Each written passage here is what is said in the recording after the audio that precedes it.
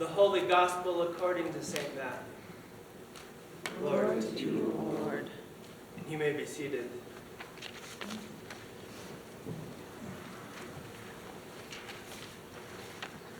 It is the Passion of our Lord.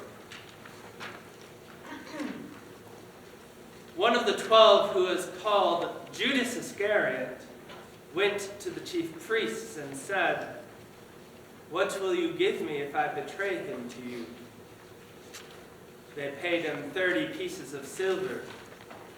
And from that moment, he began to look for an opportunity to betray him.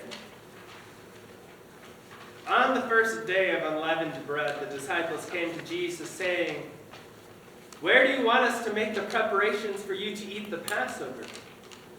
He said, "Go into the city to a certain man and say to him, 'The teacher says my time is near. I will keep the Passover at your house with my disciples.'" So the disciples did as Jesus had directed them, and they prepared the Passover meal. When it was evening, he took his place with the 12, and while they were eating, he said, "Truly I tell you, one of you will betray me." And they became greatly distressed, and began to say to him one after another, "Surely not I, Lord." He answered, "The one who has dipped his hand into the bowl with me will betray me. The Son of Man goes as it is written of him. But woe to the one by whom the Son of Man is betrayed. It would have been better for that one not to have been born." Judas, who betrayed him, said, "Surely not I, Rabbi." He replied, "You have said so." While they were eating, Jesus took a loaf of bread, and after blessing it, he broke it, gave it to the disciples, and said, "Take, eat. This is my body." Then he took a cup, and after giving thanks, he gave it to them, saying, "Drink from it, all of you, for this is my blood of the covenant, which is poured out for many for the forgiveness of sins. I tell you, I will never again drink of this fruit of the vine until that day when I drink it new with you in my Father's kingdom." When they had sung the hymn, they went out to the Mount of Olives. Then Jesus said to them, "You will all become deserters because of me this night. For it is written, I will strike the shepherd, and the sheep of the flock will be scattered. But after I am raised up, I will go ahead of you to Galilee."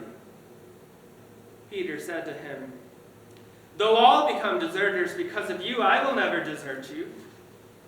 Jesus said to him, "Truly I tell you, this very night before the cock crows, you will deny me 3 times. Peter said to him, "Even though I must die with you, I will not deny you." And so said all the disciples. Then Jesus went with them to a place called Gethsemane, and he said to his disciples, "Sit here while I go over there and pray." He took with him Peter and the 2 sons of Zebedee, and began to be grieved and agitated. Then he said to them, "I am deeply grieved, even to death. Remain here and stay awake with me." And going a little farther, he threw himself on the ground and prayed, "My Father, if it is possible, let this cup pass from me. Yet not what I want, but what you want." Then he came to the disciples and found them sleeping. And he said to Peter, "So could you not stay awake with me 1 hour? Stay awake and pray that you may not come into the time of trial. The spirit indeed is willing, but the flesh is weak." Again he went away for the 2nd time and prayed, "My Father, if this cannot pass unless I drink it, your will be done." Again he came and found them sleeping, for their eyes were heavy. So leaving them again, he went away and prayed for the 3rd time, saying the same words. Then he came to the disciples and said to them, "Are you still sleeping and taking your rest? See, the hour is at hand, and the Son of Man is betrayed into the hands of sinners. Get up, let us be going. See, my betrayer is at hand." And while he was still speaking, Judas, one of the 12, arrived.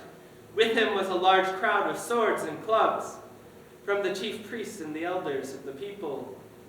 Now the betrayer had given them a sign, saying, "The one I will kiss is the man. Arrest him." At once he came up to Jesus and said, "Greetings, Rabbi," and kissed him. Jesus said to him, "Friend, do what you are here to do." Then they came and laid hands on Jesus and arrested him. Suddenly, one of those with Jesus put his hand on his sword, drew it, and struck the slave of the high priest, cutting off his ear.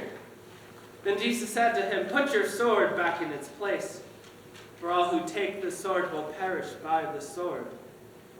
Do you think that I cannot appeal to my Father, and he will at once send me more than 12 legions of angels?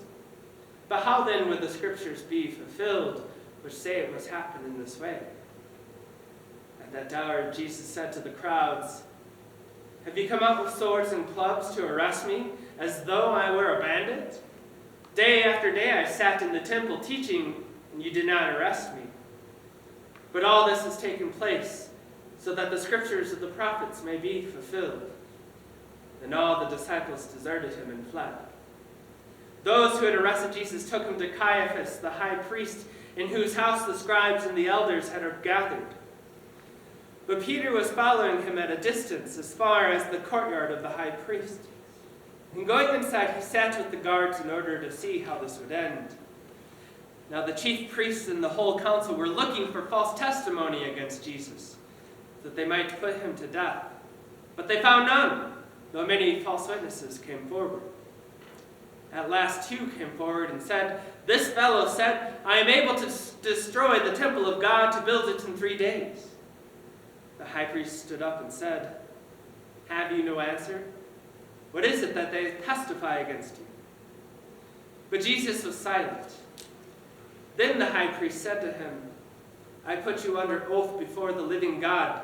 Tell us if you are the Messiah, the Son of God." Jesus said to him, "You have said so, but I tell you, from now on you will see the Son of Man seated at the right hand of power and coming on the clouds of heaven." Then the high priest tore his clothes and said, "He has blasphemed. Why do we still need witnesses? You have now heard his blasphemy. What is your verdict?" They answered, "He deserves death." Then they spat in his face and struck him, and some slapped him, saying, "Prophesy to us, you Messiah. Who is it that struck you?" Now Peter was sitting outside in the courtyard. A servant girl came to him and said, "You also were with Jesus the Galilean." But he denied it before all of them, saying, "I do not know what you are talking about." When he went out to the porch, another servant girl saw him, and she said to the bystanders, "This man was with Jesus of Nazareth." Again he denied it with an oath, "I do not know the man." And after a little while, the bystanders came up and said to Peter, "Certainly you are also one of them, for your accent betrays you." Then he began to curse, and he swore an oath, "I do not know the man." At that moment the cock crowed. Then Peter remembered what Jesus had said, "Before the cock crows, you will deny me 3 times." And he went out and wept bitterly. When morning came, all the chief priests and the elders of the people conferred together against Jesus in order to bring about his death. They bound him, led him away, and handed him over to Pilate the governor. When Judas, his betrayer, saw that Jesus was condemned, he repented and brought back the 30 pieces of silver to the chief priests and the elders. He said, "I have sinned by betraying innocent blood." But they said, "What is that to us? See to it yourself." Throwing down the pieces of silver in the temple, he departed, and he went and hanged himself. But the chief priests, taking the pieces of silver, said, "It is not lawful to put them into the treasury, since they are blood money." After conferring together, they used them to buy the potter's field as a place to bury foreigners. For this reason, that field has been called the field of blood to this day. Then was fulfilled what had been spoken through the prophet Jeremiah. And they took the 30 pieces of silver, the price of the one on whom a price had been set, on whom some of the people of Israel had set the price, and they gave them for the potter's field as the Lord commanded me. Now Jesus stood before the governor, and the governor asked him, "Are you the king of the Jews?" Jesus said, "You say so." But when he was accused by the chief priests and elders, he did not answer. Then Pilate said to him, "Do you not hear how many accusations they make against you?" But he gave him no answer, not even to a single charge, so that the governor was greatly amazed. Now at the festival, the governor was accustomed to release a prisoner for the crowd, anyone whom they wanted. At that time, they had a notorious prisoner called Jesus Barabbas. So after they had gathered, Pilate said to them, "Whom do you want me to release for you? Jesus Barabbas, or Jesus who is called the Messiah?" For he realized that it was out of jealousy that they had handed him over. While he was sitting on the judgment seat, his wife sent word to him, "Have nothing to do with that innocent man, for today I have suffered a great deal because of a dream about him." Now the chief priests and the elders persuaded the crowds to ask for Barabbas and to have Jesus killed. The governor again said to them, "Which of the two do you want me to release for you?" And they said, "Barabbas." Pilate said to them, "Then what should I do with Jesus who is called the Messiah?" All of them said, "Let him be crucified." Then he asked, "Why? What evil has he done?" But they shouted all the more, "Let him be crucified." So when Pilate saw that he could do nothing, but rather that a riot was beginning, he took some water and washed his hands before the crowd, saying, "I am innocent of this man's blood. See to it yourselves." Then the people as a whole answered, "His blood be on us and on our children." So he released Barabbas for them. And after flogging Jesus, he handed him over to be crucified. Then the soldiers of the governor took Jesus into the governor's headquarters, and they gathered the whole cohort around him. They stripped him and put a scarlet robe on him. And after twisting some thorns into a crown, they put it on his head. They put a reed in his right hand and knelt before him and mocked him, saying, "Hail, King of the Jews!" They spat on him and took the reed and struck him in the head. After mocking him, they stripped him of the robe and put his own clothes on him. Then they led him away to crucify him. As they went out, they came upon a man from Cyrene named Simon. They compelled this man to carry his cross. And when they came to a place called Golgotha, which means place of a skull, they offered him wine to drink mixed with gall.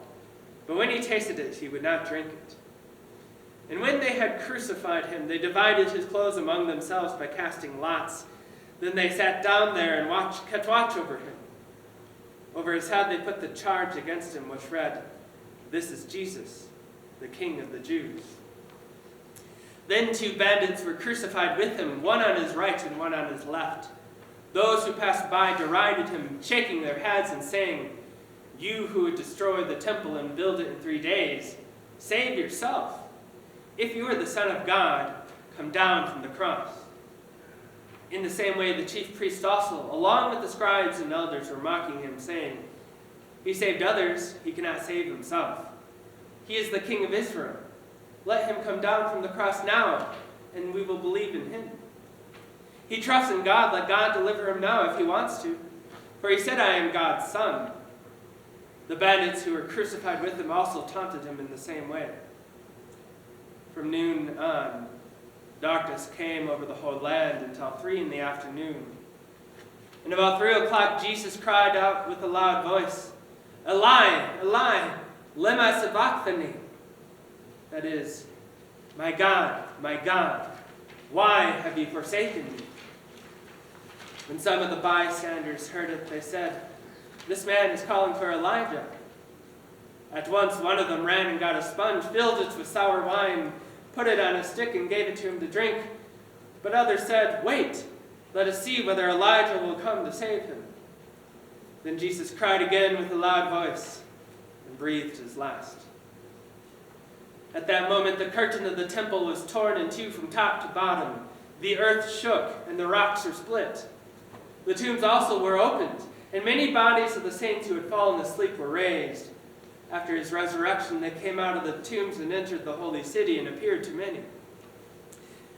Now when the centurion and those with him, who were now keeping watch over Jesus, saw the earthquake and what took place, they were terrified and said, "Truly this man was God's Son." Many women were also there, looking on from a distance. They had followed Jesus from Galilee and had provided for him. Among them were Mary Magdalene and Mary, the mother of James and Joseph, and the mother of the sons of Zebedee. When it was evening, there came a rich man from Arimathea named Joseph, who was also a disciple of Jesus. He went to Pilate and asked for the body of Jesus. Then Pilate ordered it to be given to him. So Joseph took the body and wrapped it in a clean linen cloth and laid it in his own hewn tomb, which he had hewn in the rock. He then rolled a great stone to the door of the tomb and went away. Mary Magdalene and the other Mary were there sitting opposite the tomb. The next day, that is after the day of preparation, the chief priests and the Pharisees gathered before Pilate and said, "Sir, we remember what that impostor said while he was still alive. After 3 days I will rise again. Therefore command the tomb to be made secure until the 3rd day. Otherwise his disciples may go and steal him away and tell the people he has been raised from the dead, and the last deception would be worse than the first." Pilate said to them, "You have a guard of soldiers. Go, make it as secure as you can." So they went with the guard and made the tomb secure by sealing the stone. The Gospel of the Lord. You're already seated.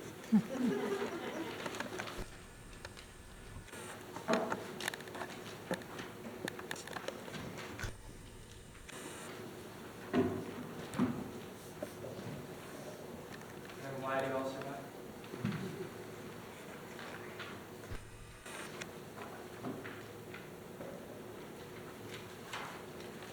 Dear people of God, one of the original 12 disciples, one of those close to the Lord, betrayed Jesus to his death. His name was Judas Iscariot. When Jesus had made known to the disciples that one of them would betray him, they went around the circle, each of them, saying, "Surely not I, Lord." And when it came time, Judas Iscariot would also say, "Surely not I, Rabbi." Later in the night, Judas would betray Jesus with a kiss. A kiss. A gesture of endearment, right? But this time hidden under the symbol of peace and trust was malintent, evil, and betrayal.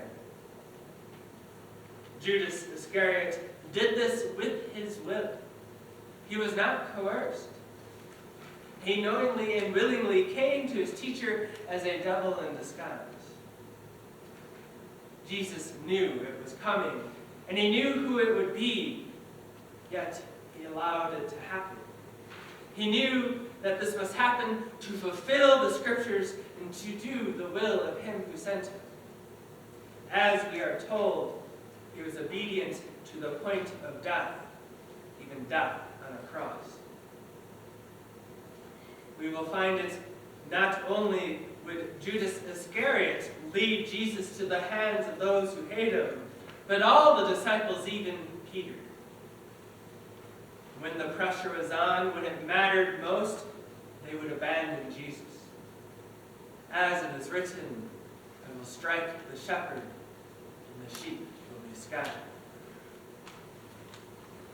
We might think that we would have done differently if we were there. But no, we wouldn't have. The instinct for self-preservation, even at the cost of others, runs much too deep within us. We are not better than the disciples. We too are responsible for Jesus ending up on the cross. He was betrayed by Judas Iscariot. His disciples all abandoned him, and really it was the will of all humankind that Jesus would die. Jesus was obedient at every point. The false accusations, the beatings, the humiliation of being stripped, being poked with nails to stick on the cross, and finally giving his last breath. All of this was done for you. For you. Yes, he was equal to God, but he took on a human form because that was the only way to make the world right again. His obedience to undergo a cruel suffering and death is to free you from all that binds you, to free you from sin, to free you from death, and to free you from the devil. And he did this all to be your Lord, to be the name by which you are saved, to deliver you. In his wounds, the nails that pierced him, the crowns he wore, you have redemption.